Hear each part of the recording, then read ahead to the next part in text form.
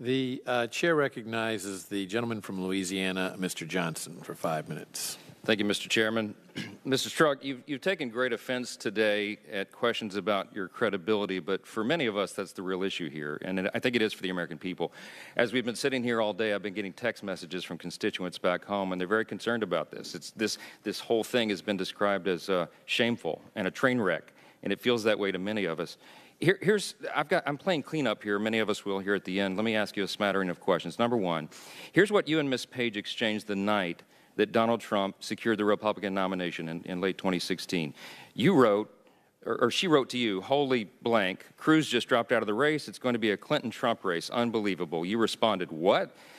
She writes back, you heard right, my friend. Now you said, now the pressure really starts to finish MYE, which we know now is the FBI code name for the Clinton email investigation. And she writes back and responds, it sure does. So here's our problem. You two are the most influential FBI personnel on the Clinton investigation, and within hours of Donald Trump securing the Republican nomination, you text to her, okay, now the pressure really begins. Now we really have to finish the Clinton investigation. And she agrees, and she says it sure does.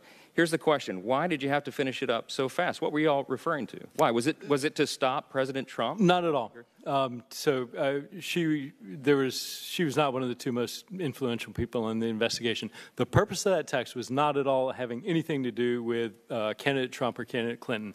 That had everything to do with Director Comey's sense and urgency to try and resolve the investigation as soon as we could to get the FBI and the investigation out of the presidential race. Were you slow walking it prior to that time? Were you slow walking it prior to that time? Absolutely not. But there was a constant sense of urgency, and I think everybody on the team, everybody in the senior executive management of the FBI understood that the closer and closer and the longer the investigation took, that we continued, thanks to the actions of some, including some of the candidates, to be inserted into as an issue in the presidential campaign. Let me stop, because this is my time. We're not supposed to associate this in any way with all of your many other volumes of text, all the disparaging things you said about Donald Trump as a candidate, and the fact that you said, we'll stop it. So those two things are not related in any way at all, right? Congressman, I understand your concern, and those are your constituents. What I'm telling you under oath is that expression was what I just told you. It was a desire from the highest levels of the Bureau throughout the team to get us out of the process of the general election. Okay, let me move on. Did you ever find, personally, evidence of collusion or conspiracy, as you've said today, between then-candidate Trump and Russia? Sir, I can't, based on the direction of the FBI, I cannot comment on ongoing investigations. You said in your text of May 18th, 2017, you concluded, quote, there is no there. What were you referring to? Sir, I said part of my concern is there might not be a there. And as I mentioned earlier, I think is certainly at the beginning, as we looked at the allegations, there were a wide range of potential things that were going on. On one end, it was that there was nothing, that there was no illegal activity, there was absolutely no conspiracy to do anything, moving up to potentially individuals doing things that are illegally based on individual agendas, and on the very far end, some of the things that might be in the worst case, things which might lead to impeachment.